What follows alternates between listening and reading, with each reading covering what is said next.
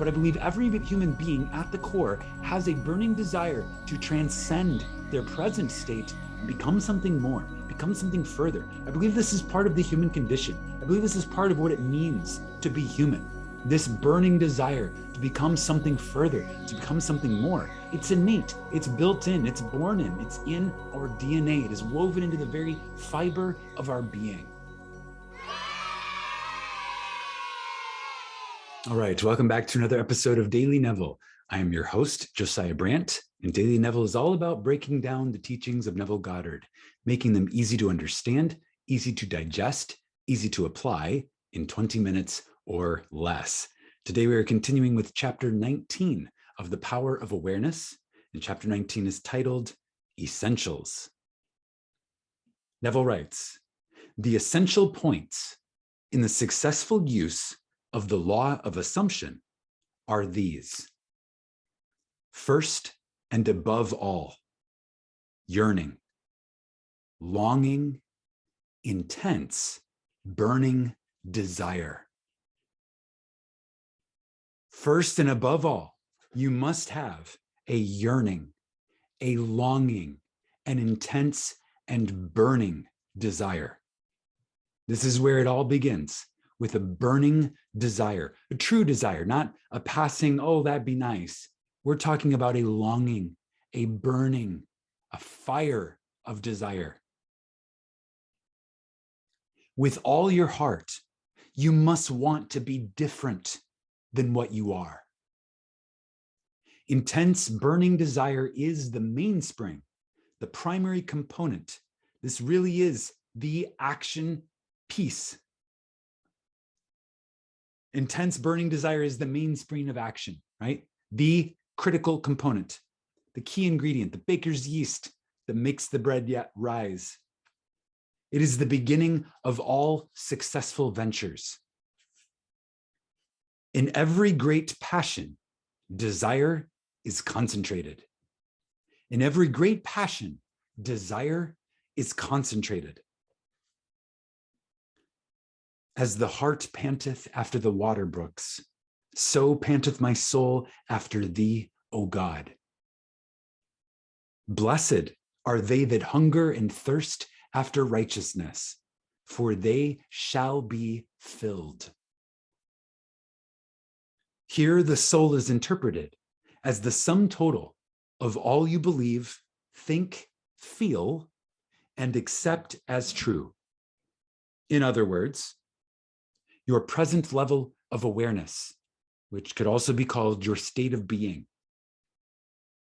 God means I am, the source and fulfillment of all desire. This quotation describes how your present level of awareness longs to transcend itself. So whatever you are right now, whatever your present level of awareness is, it longs to transcend itself. On some level, you must have a burning desire. I say you must have. I believe you do have. On some level, you do have a burning desire to transcend your present level of awareness, to become something greater, to rise to a higher level. I believe all humans have this desire. I believe it is born within us. I believe a lot of times it can be suppressed. It can be redirected. It can be deformed in a way. A lot of times it is deformed in a way that causes people to seek satisfaction of the desire in another way, perhaps in a less constructive outlet than if they would simply assume that they are the man, the woman they desire to be. Rather, they chase after something which is a poor substitute. That can happen, but I believe every human being at the core has a burning desire to transcend their present state and become something more, become something further. I believe this is part of the human condition. I believe this is part of what it means to be human. This burning desire to become something further, to become something more. It's innate, it's built in, it's born in, it's in our DNA. It is woven into the very fiber of our being.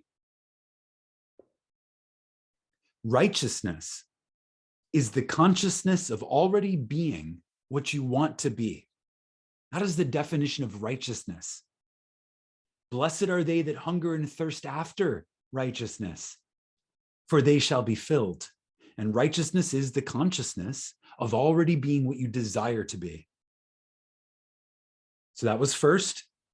Second, the second key, the second essential key is cultivate physical immobility, a physical incapacity, not unlike the state described by Keats in his Ode to a Nightingale. So Keats is an author, and Neville quotes him here because this author is describing a state of physical immobility, right? So this is a calm state. I'm going to read what Neville writes here in quotes. A drowsy numbness pains my senses, as though of hemlock I had drunk. Now, hemlock is an intoxicant. It can be poisonous in large doses. So a drowsy numbness, right? It's describing a state. It's actually describing a way to feel as you plant the seeds of your burning desire, right? So you have to start with a burning desire, and then he's going to teach us as an essential how to plant this desire into our consciousness. Now, this physical immobility, this drowsy, almost numbed, intoxicated state, you don't have to use alcohol, right? It's not intoxicated in that way, but it is a state of reduced sensory impressions. You're kind of pulling back, you're kind of going within, you're relaxing deeply. And Neville's terms for that is state akin to sleep. Akin to sleep, meaning it's close to sleep, but it's not actually sleep. It's mind awake, body asleep. And this is called state akin to sleep in Neville words, or SATS as it's commonly abbreviated into an acronym, SATS.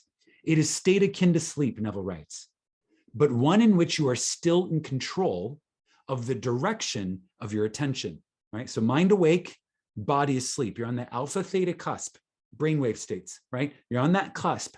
You could fall off into unconsciousness or fall off into sleep, but you stay right on that edge. And there's that little window, and it's kind of this hypnagogic state, this little window. And that window is what you are seeking with your burning desire. As Neville says, it is a drowsy state, but it is one in which you are still in control of the direction of your attention. You'll notice if you play with this window, as I have, I played with this window of awareness, window of consciousness between wake and sleep. It's right on the edge. I've heard it described as the neither, right? Neither awake, neither asleep. It's somewhere in between. You're not fully coherent. You're not fully incoherent. You're right on the edge. And you can easily slip off into sleep or slip off into wakefulness, but you want to ride that edge and still be able to focus, still be able to move your attention, still be able to focus and direct and control the direction of your attention. Neville writes, you must learn to induce this state at will. This is a skill. This is a superpower. This ability to conceive a burning desire and then access this physiological state, which is state akin to sleep, to plant the seeds of the desire. You must learn to induce this state at will. But experience has taught that it is more easily induced after a substantial meal. Okay, so there's a little trick for you, right? Eat a large meal, and then in that kind of natural slowing and dulling of the bodily senses as you're digesting, it can be easier to attain this state akin to sleep. And he also says it can also be accessed easily when you wake in the morning and you don't feel like getting out of bed. He writes that as feeling very loath to arise. That's Neville using his mystic Shakespearean language. But what it is when you first wake up in the morning, you're feeling kind of drowsy, you don't really feel like getting out of bed. That's the perfect time to access the state akin to sleep. Then, Neville writes, you are naturally disposed to enter the state. It'll come more easily and fluently. The value of physical immobility shows itself in the accumulation of mental force, which absolute stillness brings with it. The accumulation of mental force.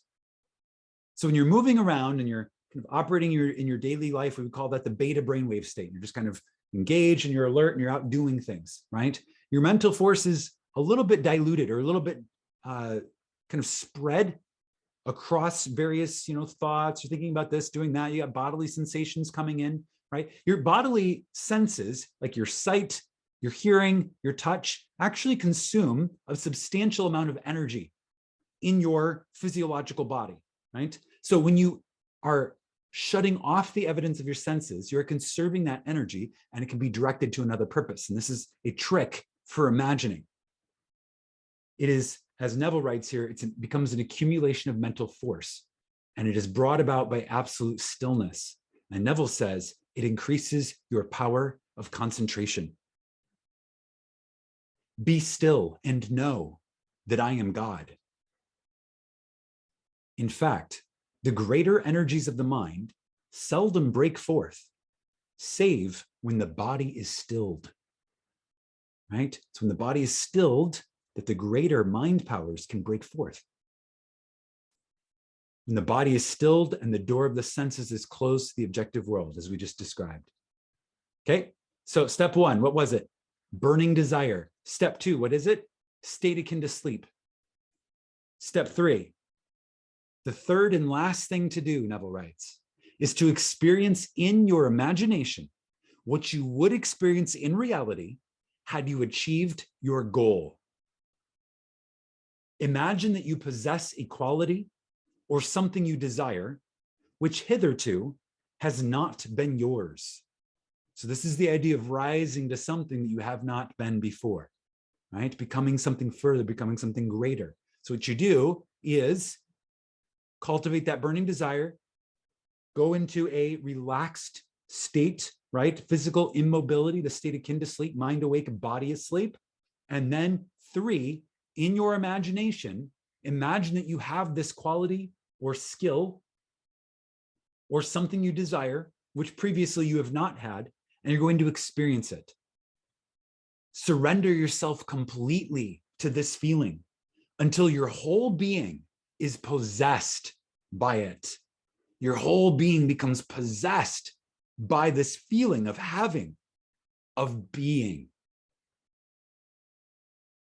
This state differs from reverie, which could be considered a daydream, reverie, a daydream, in this respect. It is the result of a controlled imagination and a steadied, concentrated attention. Whereas reverie is the result of an uncontrolled imagination. Usually it's just a daydream. Now, when I daydream, I notice it's a similar setup, right? Minus the burning desire and minus the intensely concentrated attention. I'm just kind of in a relaxed state. My mind's wandering. I'm experiencing things in my mind's eye or going through scenes or whatever, right? It's kind of this uncontrolled meandering. That's not what Neville's talking about here. Neville's not telling us to do a reverie, right? What he's telling us to do is to enter in with precise and narrow focus, with a mental force, right? Not an efforting per se, but a concentration of mental power, which becomes a mental force. In this controlled state, the minimum of effort suffices to keep your consciousness filled with the feeling of the wish fulfilled. Meaning, it's not hard to stay alive in the feeling because your body is so relaxed. You can very easily pop into the scene and become alive in this feeling. And it doesn't take a lot of effort to sustain because your body is so relaxed, you're conserving all this energy. And so it's focused mentally on the object of your attention. The physical and mental immobility of this state is a powerful aid to voluntary attention and a major factor of minimum effort. The application of these 3 points, let's go through them again. 1, desire. Write this down if you haven't. 1, desire. 2, physical immobility or a relaxed state. And 3, the assumption of the wish already fulfilled. Those are the 3 essentials: desire, physical immobility, assumption of the wish fulfilled. The application of these 3 points, Neville writes, is the way to at one ment, or union with your objective. One of the most prevalent misunderstandings, Neville writes, is that this law works only for those having a devout or religious objective. This is a fallacy. So what he's saying here is a lot of people misunderstand. They think that the law of assumption only works if it's some sort of very pious or very specific religious devout type objective. That's not true. It actually works just as impersonally as the law of electricity, according to Neville. He says it can be used for greedy, selfish purposes, as well as noble ones. But, Neville writes, it should always be borne in mind that ignoble thoughts, right? The ones that are not noble, those thoughts and actions inevitably result in unhappy consequences. Why? Because it's all you. There is not another. There is no other. It's all you. So if you're entertaining ignoble, it's not my favorite word, right? Ignoble, but still, if you're entertaining desires, thoughts, and actions imaginally that are ones that you wouldn't tell your mother about, right? You're not proud of in that way, right? You're only hurting yourself. You're only harming yourself. You're only robbing yourself of your own happiness. And this is why time and time again, throughout all of Neville's teaching, he says there is one rule about applying the law of assumption, about applying the law of imagination. That is the golden rule. Do unto others as you would do unto yourself, because they are you. They are yourself, right? This is why you congratulate others when they get something that you desire, as opposed to feeling jealous, because you know that they are you. By congratulating them, you are aligning your energy to receive the same thing. This is key. This is critical. This is the secret.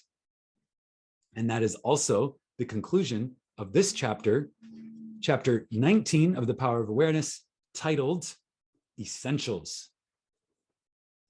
I have a prompt for you. It's going to be a quick quiz. What are the 3 essentials? And to make it personal, how are you applying these in your life? Are you doing it daily? Do you do it on a schedule? What is your method of application? Leave a comment below and let me know. Bless the others who will read these comments with your words. Tap the thumbs up button to help others find these essential teachings, and subscribe to this channel and tap that bell icon so that you get Daily Neville tomorrow. Imagine wisely, my friends, and I will see you in the next.